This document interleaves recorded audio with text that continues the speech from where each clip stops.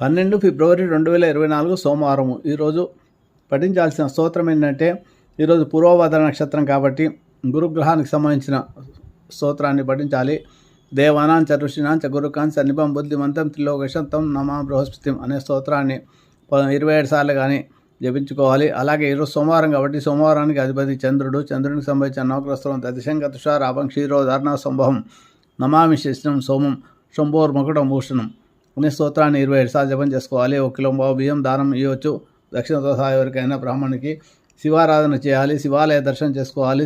శివునికి రుద్రాభిషేకం చేసుకుంటే మంచి సోమవారాల్లో.